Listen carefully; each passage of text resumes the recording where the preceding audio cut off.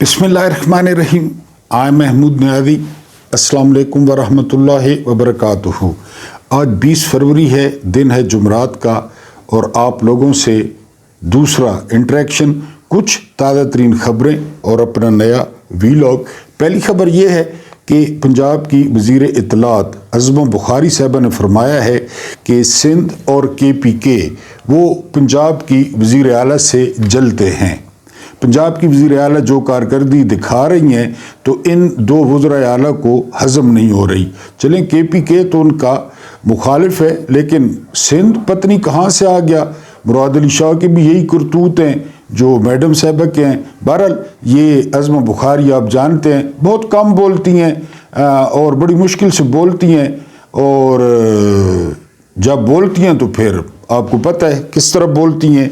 ये पहली खबर थी।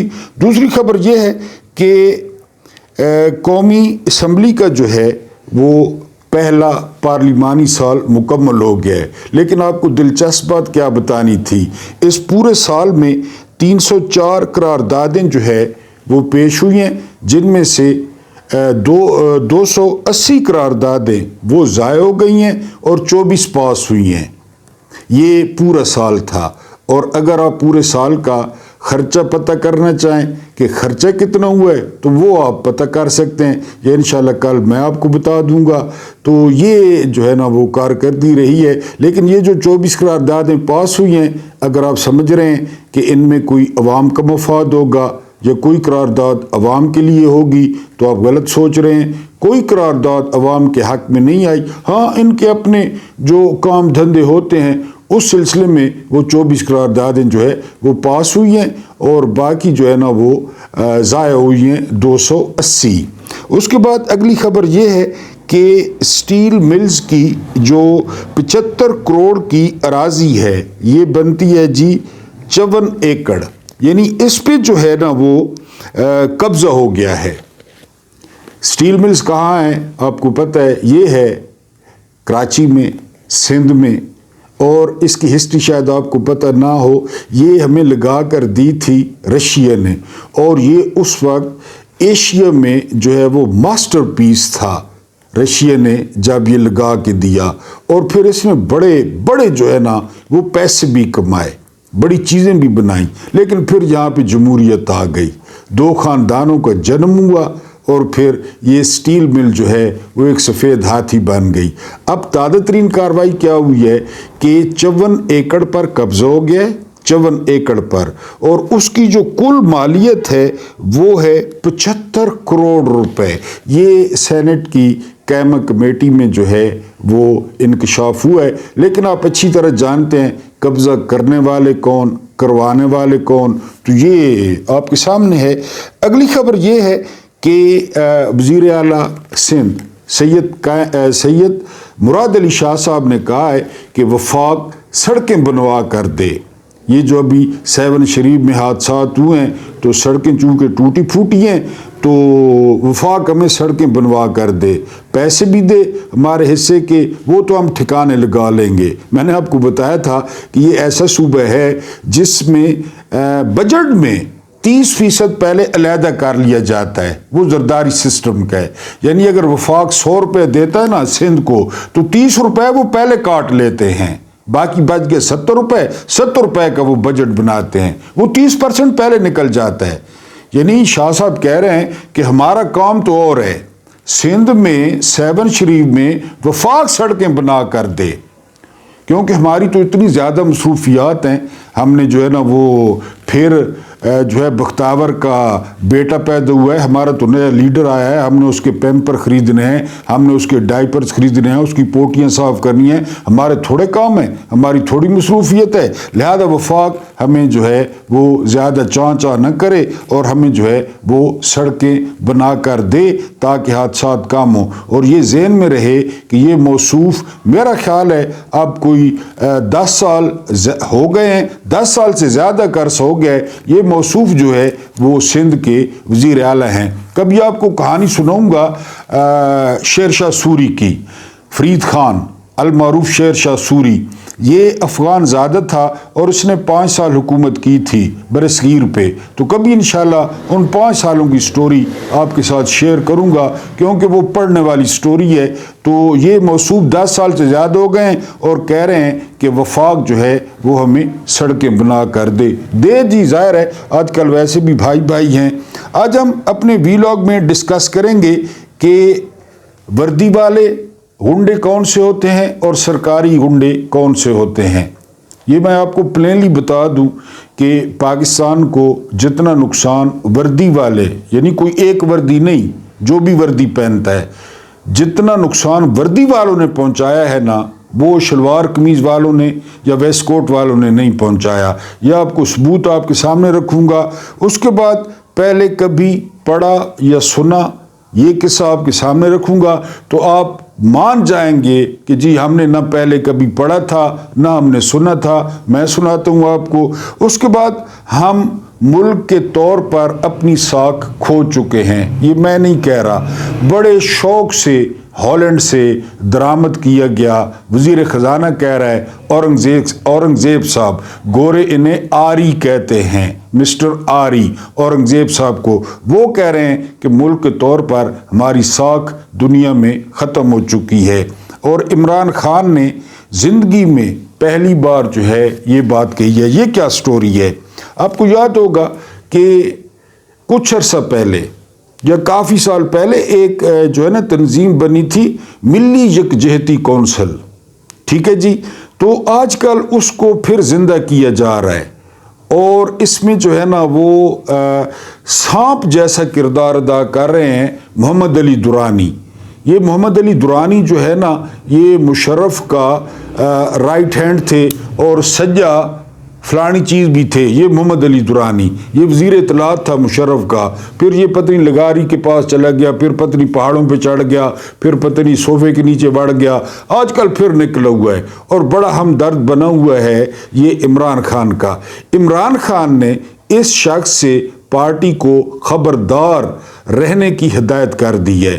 یہ بندہ آج کل کسی کے کہنے پہ وہ ملی یکجہتی کونسل جو ہے قاضی حسین احمد اور مولانا فضل الرحمان اور کافی سارے وہ فقہ جعفریہ والے میرے خیال ہے ساجد نقوی صاحب, تو یہ سارے انہوں نے اکٹھے ہو کر بنائی تھی.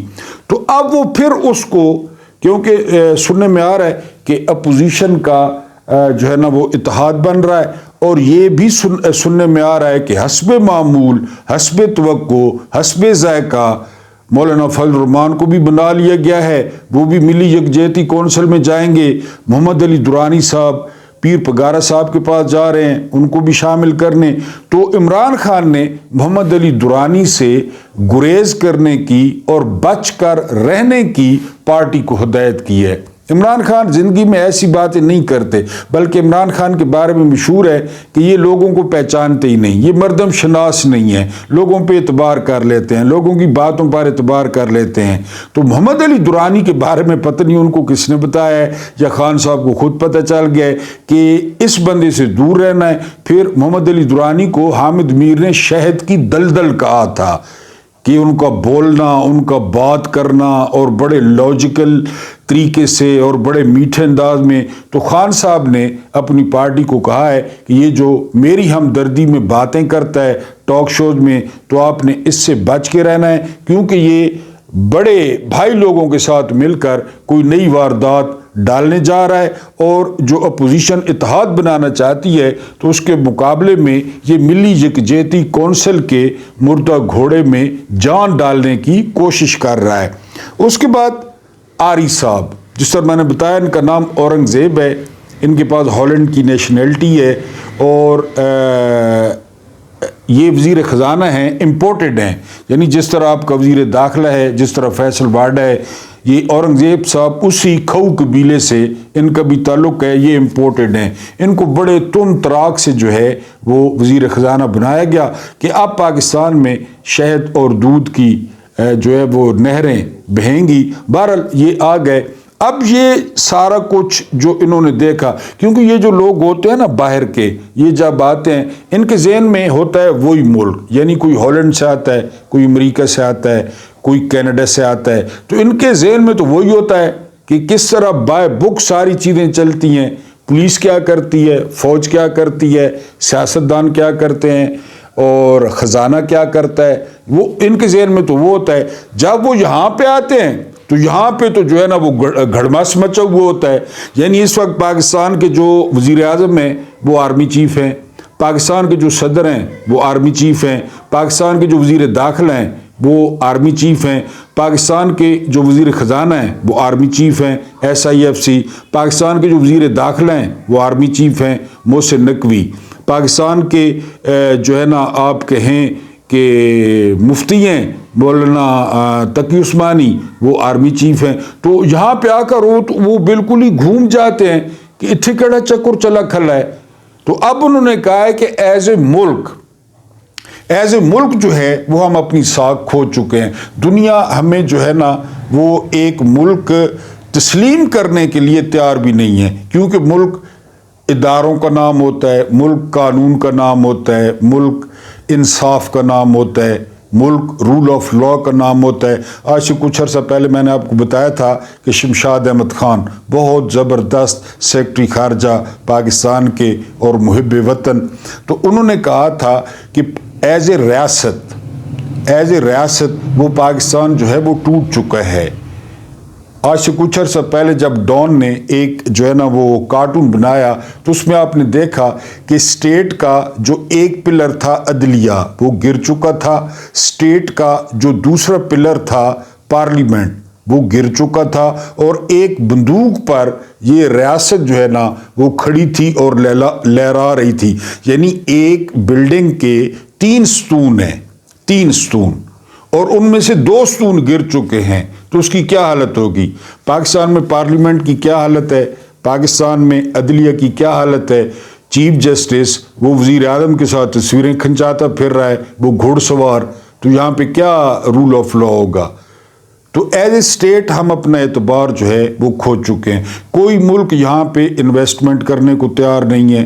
ہر ملک جو دوست ملک تھا، چاہے وہ چین ہے، چاہے وہ ترکی ہے یا دوسرے ممالک ہیں، وہ جو ہے کہہ چکے ہیں بار بار کہ آپ اپنا جو ہے نا وہ گھر ان آرڈر کریں، آپ سیاسی استحکام لائیں پہلے پاکستان میں، آپ یہ لڑائیاں، آپ یہ ضدیں، آپ یہ انائیں چھوڑیں، لیکن کوئی بھی چھوڑنے کے لیے تیار نہیں ہے۔ آپ نے دیکھا کہ اس ملک کا یا اس حکومت کا جو اس وقت مسئلہ ہے وہ مہنگائی نہیں ہے، وہ بے روزگاری نہیں ہے، وہ قرضے نہیں ہیں، وہ سرمایہ کاری نہیں ہے۔ اس ملک کا ایک مسئلہ ہے اور وہ مسئلہ ہے عمران خان۔ کوئی ٹاک شو اٹھا کے دیکھ لیں، حکومت کے کسی بندے سے بات کر لیں، ان کا یہی مسئلہ ہے کہ ہم نے عمران خان کو کس طریقے سے فکس کرنا ہے، ہم نے عمران خان کو کس طرح سے جھکانا ہے، ہم نے عمران خان سے کس طرح سے ڈیل کروانی ہے۔ تو ریاستیں ایسا نہیں کرتی۔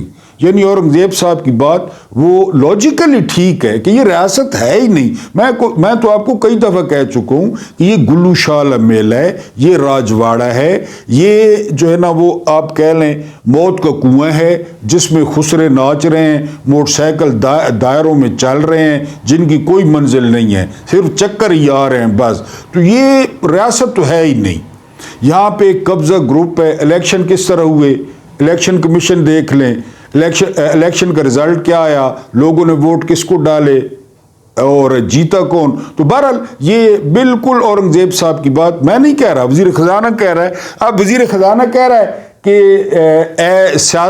ریاست کے طور پہ ہماری ساکھ نہیں رہی، پھر یہ وزیر خزانہ دوسرے ملکوں میں جا کے سرمایہ کاری کی بات کر سکتا ہے، قرضوں کی بات کر سکتا ہے، خود کہہ رہا ہے کہ ہم ریاستی نہیں ہیں، ہم راجواڑہ ہیں، ہم ایک جو ہے نا اس کا کسی پیر کا عرس ہیں، ہم جہاں پہ ملنگ جو ہے نا چرسیں بھی پی رہے ہیں اور جلیبیاں بھی بک رہی ہیں اور دھمالیں بھی ہو رہی ہیں، سو اینڈ سو۔ تو بالکل ٹھیک ہے جی، ریاست کی ساکھ یہ ملک کھو چکا ہے، یہ مذاق بن گیا ہے، بن نہیں گیا، بنا دیا گیا ہے اپنے مفادات کے لیے، اپنی نوکریوں کے لیے، اپنی ایکسٹینشنوں کے لیے، یہ مذاق بنا دیا گیا ہے۔ اب ہم آتے ہیں، یہ آپ کو سٹوری سنانی ہے کہ نہ پہلے کبھی آپ نے پڑھی ہوگی نہ سنی ہوگی۔ یہ کیا سٹوری ہے؟ یہ سٹوری یہ ہے، پچھلے دنوں میں نے آپ کو رپورٹ کیا تھا کہ 200% وہ تنخواہوں میں اضافہ پارلیمنٹ نے منظور کر لیا ہے. بتایا تھا میں نے آپ کو. جو آپ کو اصل بات بتانی ہے وہ یہ کہ جب یہ بل منظور ہوا, یہ تنخواہیں منظور ہوئی 200%, اس سے پہلے ذرا دل تھامیے, اس سے پہلے یہ تنخواہیں لے رہے تھے. بل بعد میں آیا, بل بعد میں آیا, تنخواہیں پہلے لے رہے تھے سارے. یہ ملک کا بھلا کریں گے؟ یہ ملک کے بارے میں سوچیں گے؟ تنخواہیں, میرا پوائنٹ آپ سمجھ رہے ہیں یا نہیں؟ مثلا فروری میں انہوں نے جو ہے نا وہ فروری میں انہوں نے بل پاس کیا کہ تنخواہیں بڑھا دیں. تنخواہیں یہ نومبر سے لے رہے تھے. نومبر, دسمبر, جنوری, فروری میں آگے قرارداد, وہ چپونا مارنے کے لیے منہ پہ لوگوں کے آ کے قرارداد اور منظوری لے لی. تنخواہیں پہلے لے رہے تھے, بڑی ہوئی. الاؤنسز پہلے لے رہے تھے, بڑے ہوئے. لیکن وہ جو ہے نا منظوری اب لی. کبھی سنا ہے وہ جو اورنگزیب صاحب کہہ رہے ہیں کہ ملک کے طور پہ ہم ساکھ کھو چکے ہیں؟ تو یہی ساکھ ہے نا. جس ملک کے پارلیمنٹیرین دھوکے باز ہوں, یہ تو خیر ویسے بھی دھوکے باز ہیں کیونکہ جیتے ہی نہیں ہیں, بھاگتے چور کی لنگوٹی سے ہی. منظوری نہیں ہوئی, تنخواہیں لے رہے ہیں. یعنی اگر آپ نے پہلے کہیں پہ یہ پڑھا ہو یا سنا ہو تو آپ نے کمنٹس میں لازمی لکھنا ہے کہ کسی ملک میں جو ہے نا, جو دوسرے ملک ہے نا, ان کے آفیشلز علیحدگی میں ملاقات کسی سے نہیں کرتے کیونکہ انہوں نے منٹس لینے ہوتے ہیں کہ پتہ نہیں کیا بات کرے. ان کے ساتھ کوئی نہ کوئی بندہ ہوتا ہے. یہاں پہ یہ پورا ہاؤس وہ تنخواہیں پہلے لے رہا ہے اور منظوری بعد میں دے رہا ہے. بہرحال یہ آپ کو بتانا تھا کہ اس طرح جو ہے نا وہ ہوتا ہے اس طرح کے کاموں میں. آج آپ کو بتانا ہے کہ سرکاری جو وردی والے جو ہے نا غنڈے کیسے ہوتے ہیں اور جو ہے نا وہ بغیر وردی والے غنڈے کیسے ہوتے ہیں. یہ خط ہے, اور خط ہے اڈیالہ جیل کے ایک قیدی کا, عمران خان کا نہیں, ایک اور قیدی ہے, اس قیدی کا خط ہے. اس نے حالات بیان کیے ہیں, وہ آپ کے سامنے رکھنے ہیں. کراچی کی تہ در تہ محرومیاں اپنی جگہ, لیکن ذرا ایک نظر ادھر بھی. میں محرومیوں کا مقابلہ رچانے نہیں جا رہا, تصویر کا ایک اور رخ دکھانا چاہتا ہوں کہ خیبر کے پہاڑوں سے کراچی کے ساحلوں تک تصویر کا اصل رخ یہی ہے. اڈیالہ سینٹرل جیل راولپنڈی سے ایک خط ہے جسے دل کی آنکھوں سے پڑھا جائے تو پورے پاکستان کی سمجھ آ جاتی ہے.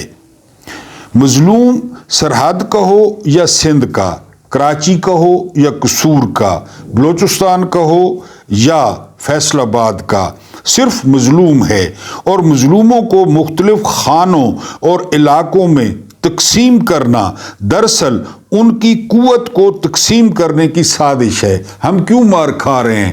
ظالم اکٹھے ہیں, ظالم اکٹھے ہیں, مظلوم بکھرے ہوئے ہیں. کبھی کسانوں کو مار پڑتی ہے, کبھی طالب علموں کو مار پڑتی ہے, کبھی آج سرکاری ملازموں کو مار پڑی ہے, بالوں سے پکڑ کے گھسیٹا گیا ہے. ادھر جرنیل, سیاستدان, بیوروکریٹ, پولیس سارے متحد ہیں, ظالم متحد ہیں, مظلوم بکھرے ہوئے ہیں. جی ظالم متحد ہیں. مظلوموں کو ان گنت خانوں میں منقسم کر دیا گیا ہے اور یہی میرا دکھ ہے. قیدی لکھتا ہے, السلام علیکم, پہلی مرتبہ ایک درخواست لے کر حاضر ہو رہا ہوں. امید ہے اسے اہمیت دیں گے. میں ایک خوفناک حقیقت سے پردہ اٹھانے جا رہا ہوں. آپ کے لیے اسے شامل کرنا, پروگرام میں شامل کرنا بہت نہیں تو کچھ نہ کچھ مشکل ضرور ہوگا, لیکن نہ جانے کیوں آپ کے سر پھرے پن سے توقع ہے کہ آپ کر گزریں گے. میں ایک ڈاکو ہوں. سال پہلے گرفتار کیا گیا تھا. تب میرا خیال تھا کہ میں ہی ڈاکو ہوں, لیکن گزشتہ ایک سال میں مختلف تھانوں کے ریمانڈ, عدالتی کارروائیوں اور جیل کے حالات نے مجھے نہ صرف یہ خیال دیا ہے بلکہ یقین دلا دیا ہے کہ میں ڈاکو تو ہوں لیکن عام قسم کا, جس طرح عام ڈاکو ہوتے ہیں. ہمارے ملک میں ڈاکوؤں کی دو قسمیں ہیں. ایک تو مجھ جیسے تعلیم یافتہ یا ان پڑھ بے روزگار نوجوان ہیں جو بھوک غربت بے روزگاری سے تنگ آمد بجنگ آمد ہو کر معمولی ذاتی اسلحہ لے کر بغیر کسی سرکاری و سیاسی گٹھ جوڑ کے اپنی آزاد سوچ کے مطابق ڈاکے ڈال رہے ہیں، یہ عام ہے۔ دوسری قسم وردی سے لے کر سادہ کپڑوں میں ملبوس ان ڈاکوؤں کی ہے جو باقاعدہ کسی نہ کسی شکل میں سرکاری عہدہ یا سیاسی اجازت نامہ حاصل کر کے ڈاکے ڈال رہے ہیں۔ یہ اصل مسئلہ ہے۔ یہ باقاعدہ پرمٹ یا لائسنس ہولڈر ڈاکو ہیں اور اس میں پولیس اور انتظامیہ کا ہر وہ فرد شامل ہے جس کی سیاسی پشت تگڑی اور محفوظ ہے۔ اکثر مجسٹریٹ صاحبان اور ہماری جیلوں کے اہلکار، آگے بریکٹ میں لکھا ہے سپاہی سے لے کر سپرنٹینڈنٹ تک کا تو ذاتی تجربہ ہے، اس میں شامل ہیں۔ مجھے گزشتہ 1 سال کے دوران علم ہوا ہے کہ ہماری حکومت نہ ڈاکے کے خلاف ہے نہ ڈاکو کے خلاف۔ حکومت تو صرف یہ چاہتی ہے کہ اگر آپ ڈاکہ ڈالنا چاہتے ہیں تو حکومت سے منظور شدہ وردی اور تقرر نامہ حاصل کرنے کے بعد یہ کام کریں۔ حکومت صرف یہ چاہتی ہے، حکومت ڈاکے کے خلاف نہیں ہے۔ حکومت کہتی ہے پہلے پرمٹ لیں، پہلے وردی پہنیں یا پرمٹ لیں پھر ڈاکہ ڈالیں۔ جی، یعنی اگر خاص سروسز کو جوائن کر کے ڈاکہ زنی کی جائے تو پھر اجازت ہے۔ میں نے جن تھانوں میں ریمانڈ گزارا ہے اور جن تفتیشی افسران کے زیر تفتیش رہا ہوں، میرا یقین کامل ہو گیا ہے کہ اگر کوئی ایسی صاحب اختیار ہستی ہو جو ان تفتیشی افسران کو صرف 3 دن کے لیے میرے سپرد کرے، ان کا ریمانڈ مجھے لینے دے، یہ افسران بحیثیت ملزم میرے سپرد کر دیے جائیں تو میرا دعویٰ ہے کہ ان تفتیشی افسران اور مجسٹریٹوں پر مجھ سے کہیں زیادہ ڈاکے میں خود ثابت کر سکوں گا۔ نہ کر سکوں تو مینار پاکستان یا قائد اعظم کے مزار پر مجھے سرعام پھانسی دے دی جائے، اور اگر میں سچا ہوں تو اس ملک کے عوام، اس ملک کے اہل دانش سوچتے کیوں نہیں؟ دن رات ان لائسنس یافتہ ڈاکوؤں کے ہاتھوں لٹنے والے غور کیوں نہیں کرتے؟ بڑے مسائل سلجھانے میں مصروف یہ لوگ اس چھوٹے سے بنیادی مسئلے پر بات کیوں نہیں کرتے؟